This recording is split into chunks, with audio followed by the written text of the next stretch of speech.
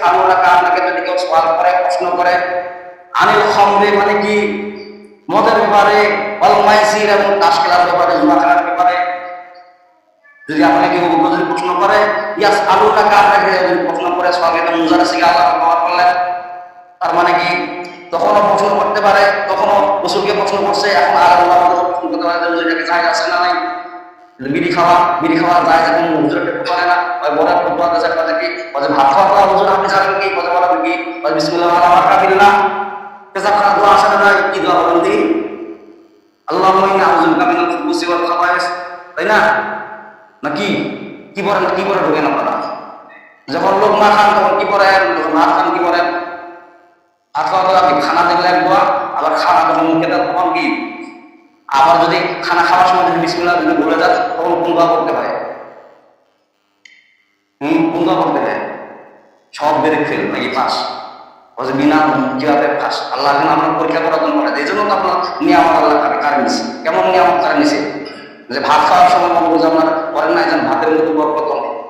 হ্যাঁ, হুজুরের বেতন 250 টাকা যেন জুতা চামড়া জুতা পরে বেড়ায়, হুজুর কি ব্যাপার, বেতন মাত্র 100 টাকা, এত কম বেতন পান, আমরা তো 12,000 15,000 20,000 করে বেতন পাই, তার মতো বরকত নাই, এত দামে জুতা পরিয়া পারি না, আপনি পরে বেড়াচ্ছেন, আল্লাহর বরকত শুকরিয়া আদায় করে বলেন না। শোনো, কাপড় পরা দোয়া আছে না নাই? কাপড় পরা দোয়া নাই? চাঁদ দেখার দোয়া আছে না নাই? কিছুই আপনারা দোয়া করতে পারেন, তাহলে লাভটা কি আপনার? কি বলেন? হুজুর আপনি ভাত খাওয়ার দোয়া করেন, আমরা একটা দোয়া আবিষ্কার করে ফেলেছি, সিগারেট খাওয়ার দোয়া, বিড়ি খাওয়ার দোয়া বলেছি, আল্লাহুম্মা বারিক ফিনা বিরিনা ওয়া কিনা আযাবান নার, বলেন না রাসূলুল্লাহ। বাপ পা যারা সিগারেট তারা এই সমস্ত কাম করে ফেলে, ঠিক না বলেন? ভাত খাওয়ার দোয়া জানে না, যেগুলা আমার শরীরের ক্ষতি এবং গজব লেখা হয় সেগুলোর দোয়াও জানে, অথচ ভাত খাওয়া জানে না। মসজিদ ঢোকার দোয়া জানে না, মসজিদে যখন প্রবেশ করেন তখন কোন দোয়া করেন? মসজিদে যে আপনারা প্রবেশ করছেন কি দোয়া করছেন? কি বলছেন?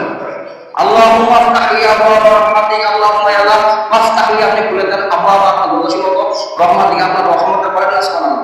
যতক্ষণ পর্যন্ত মসজিদের ভিতর থাকেন এই দোয়া পাঠ করার কারণে আপনার প্রতি আল্লাহর রহমত থাকে, বলেন না সুবহানাল্লাহ। আর যখন রহমত দান করবেন না, মসজিদে ঢোকার দোয়া পাঠ করবেন না, তখন মসজিদের মধ্যে কখন নাকি সামান্য মাসের বয়ান দোয়া খারাপ লাগেছে, আর হুকু করুন আর কি হক কথা, আখের মসজিদের লাগে পিতা হুজুরের কথা ভালো লাগে।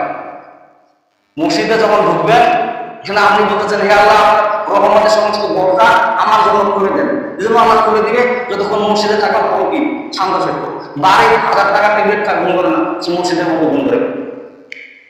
কি আমি ভুল কিছু বললাম? মসজিদ থেকে যখন বাইরে হবেন কোন দোয়া পাঠ করেন? মসজিদ থেকে যখন বাইরে হবেন তখন কি ডান পা আগে দেবেন না বাম পা আগে দিবেন? বাম পা আগে কোন দোয়া পড়তে হবে? আল্লাহুম্মা ইন্নী আসআলুকা মিন ফাদলিক, আল্লাহুম্মা ইয়া আল্লাহ ইন্নী নিশ্চয় আমি আসআলুকা, আপনার অনুগ্রহ চাচ্ছি, আপনাকে সওয়াল করছি, মিন ফাদলিকা, আপনার অনুগ্রহ করে না সুবহানাল্লাহ। মানে মাঠে খামারে দোকানে যতগুলো আমি কাজ করব সমস্ত জায়গায় আপনি আমার অনুগ্রহ করেন, আমার নাম করেন, বলেন না সুবহানাল্লাহ। আল্লাহ তাআলার যদি অনুগ্রহ থাকে, মানে মাঠে যদি কাজ করেন, দোকানে যদি কাজ করেন, তার মানে কি দোকানে থাকা বলো, দোকানের মধ্যে আল্লাহর অনুগ্রহ মানে রহমত দান করবেন, সুবহানাল্লাহ। মাঠের মধ্যে কাজ করবেন, সহজে কাজ সহজ করে দিয়ে দিবেন, এই আপনি যে মসজিদ থেকে বাইরে হওয়ার দোয়াটা করলেন, মানে কি আল্লাহুম্মা হে আল্লাহ ইন্নী নিশ্চয় আমি আসআলুকা, আপনার কাছে সওয়াল করছি চাচ্ছি, মিন ফাদলিকা, আপনার অনুগ্রহ। আল্লাহ তাআলার অনুগ্রহ যখন আপনাকে কাম করবে, আপনি দোয়ায় করেন না, আপনার অনুগ্রহ কাম করবে। হয়তো না অনুগ্রহ কেমন করে, আমরা অনুগ্রহ কেমন হয়, আমার অনুগ্রহ কেমন করে, হুজুরের পাশে বসে থেকে আনে, হুজুরকে পছন্দ করে যে হুজুর এটা পাওয়া করে না, আমার ওয়াইফকে আমার বড় করতে হবে। হুজুরা 12 বছর 15 বছর 16 বছর মাদ্রাসা লেখাপড়া করে করে আমি কত লাখ ফুটবল জানে না, যত লাখ ফুটবল জানে, এমন আছে না? 40 দিন কাপ চিল্লা দিছে, 40 দিন কাপ 3 চিল্লা কয়দিন হয়? 120 দিন দিয়ে আগে বড় মুফতি মুহাদ্দিস এক কাপড়ে মোবাইল একবার বলতে যাওয়া, হুজুর 3 চিল্লা দিলেই আমরা বড় আলেম হয়ে গেলাম, বললেন না বুঝুন? আমি বললাম যে আপনি বড় আলেম হয়ে গেলেন, তাহলে গ্রাম পড়া বলছেন, কোরআনের শব্দ জানে, হুজুর বিসমিল্লাহ কি করবো আবার? বিসমিল্লাহির রহমানির রহিম, হ্যাঁ বিসমিল্লাহির রহমানির রহিম, কোথায় সিন আছে কোথায় পা আছে বিসমিল্লাহ বলবো না। আমি বললাম, আমি তো বললাম যে আপনি যেটা বলবেন গোজব খামায় করেন সব খামায় বলবেন, তার মানে কি আপনার এই বিসমিল্লাহটাই অভিশাপ দিবে কেন? আপনি সুন্দরভাবে কেন কথা বলেন? একটা যখন গান বলা হয়, মুখের ভাষা যখন খারাপ করেন তখন তো ভালোভাবে কথা বলতে পারেন, মানুষকে হাসি গান শোনাতে মুখের ভাষা আপনি ঠিকই বলতে পারেন, কোরআনের ভাষা স্পষ্টভাবে বলতে